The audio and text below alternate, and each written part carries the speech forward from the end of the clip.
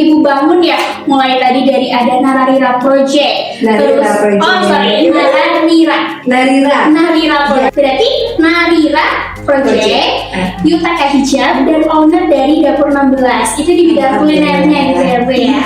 Menarik ya Bu, ini dari brand fashion, terus ada juga brand dari kulinernya. Iya.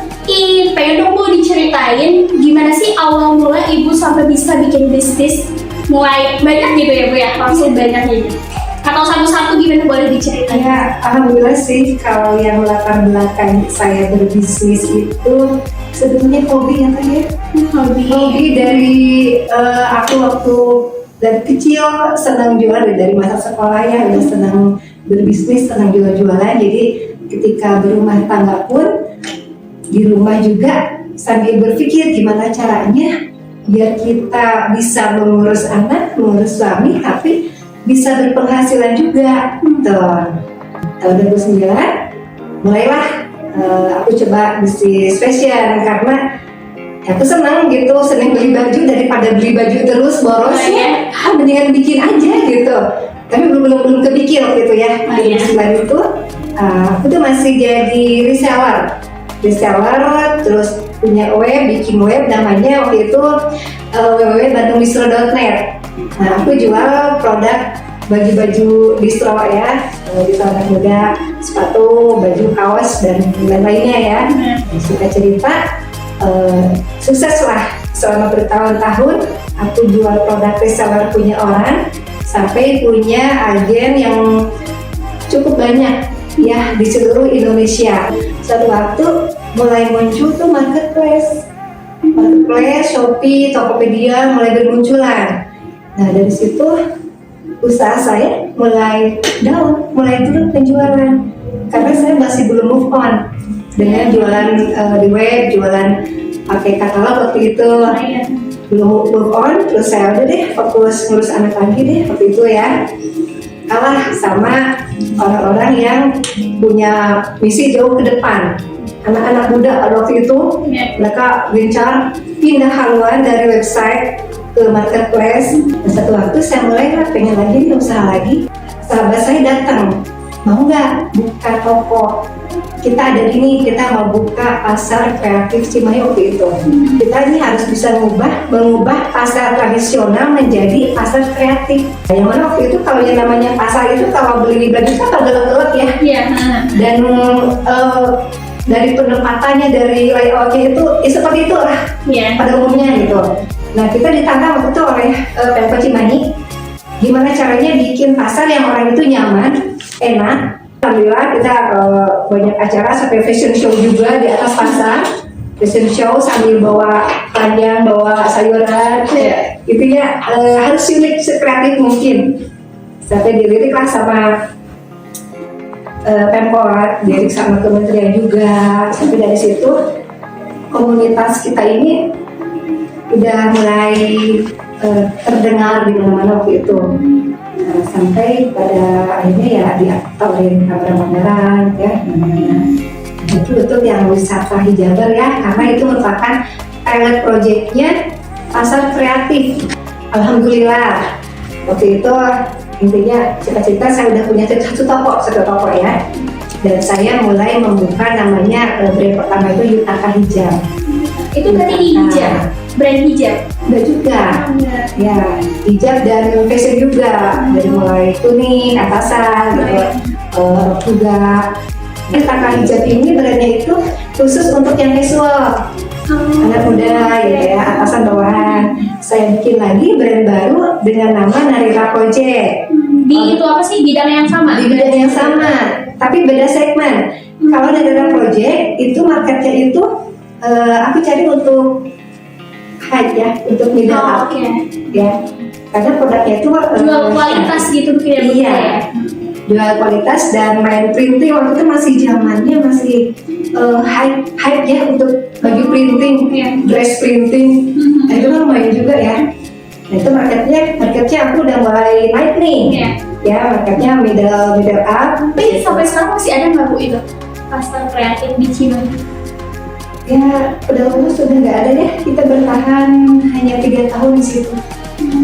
ya, karena ya tetap sih kembali lagi ke penjualan Teh ya. Iya. Sekreatif apapun kita, kalau penjualannya makin menurun ya udah kita cari jalan yang lain gitu. Tapi untuk komunitas tetap jalan terus sampai sekarang ke komunitas. Jadi komunitasnya itu apa namanya itu? Wisata Hijaber. Wisata Hijaber. Iya, tapi itu komunitas bukan komunitas besar sih, komunitas intimate intinya ya. Iya. Karena hanya Intinya tapi berkualitas ya Bu. nah itu, tapi dari situlah awal mula kemunculan saya sampai ikut festival kenalan dari situ gitu. Wah, menarik sekali ya, berangkat dari seorang reseller hingga Bunda ini bisa mempunyai brand owner ya, dengan 3 brand owner yang tadi sudah dijelaskan oleh Bunda Heni. Nah, ngomongin tadi ya Bu ya, bisnis yang sudah dijalanin banyak sekali.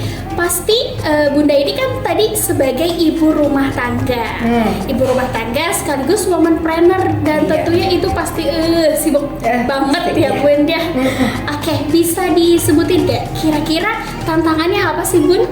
Tantangannya banyak ya Teh ya. Selain kita harus bisa mengurus anak, apalagi waktu itu anak-anak masih kecil, gimana caranya membesarkan tumbuh kembang anak tuh harus sebaik mungkin gitu waktu itu ya.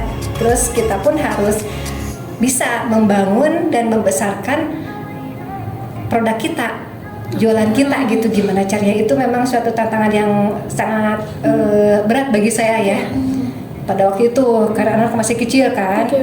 Nah terus yang kedua ya, kita sih nggak boleh harus melek teknologi, intinya harus melek ya. Jadi jangan sampai kejadian aku waktu itu, begitu ada marketplace, karena aku nggak mau pindah ke marketplace, akhirnya kan terlalu itu ya, di zona nyaman gitu ya Bu. Iya betul. Jadi kalau untuk sekarang udah mulai berpikir kemana arahnya, ya kita harus ikutin arah perkembangan zaman.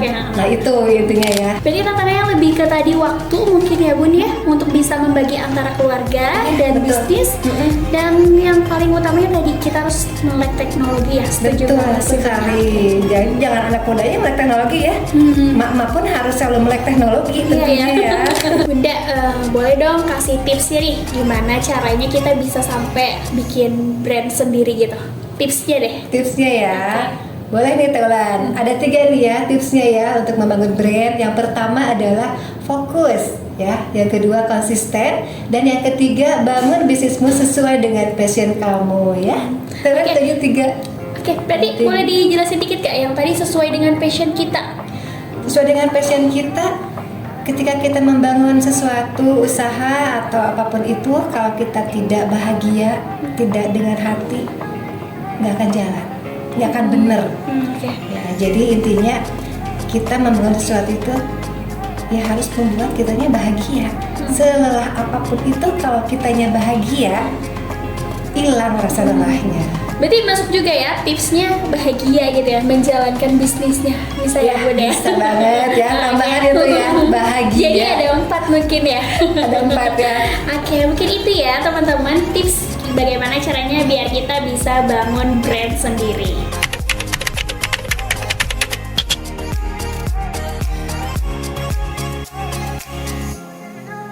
Membangun bisnis dengan tangan dan membesarkan mimpi dengan hati. Itu tuh sih. Masya Allah, luar biasa sekali ya cerita dan inspirasi dari Bunda Heni, seorang ibu rumah tangga sekaligus brand owner. Mudah-mudahan dari podcast kali ini kita banyak sekali mendapatkan banyak manfaat, dan kami juga mengucapkan banyak terima kasih kepada Bunda Heni yang sudah memberikan cerita luar biasanya kepada kita semua ya, Jurnal Kita Plus.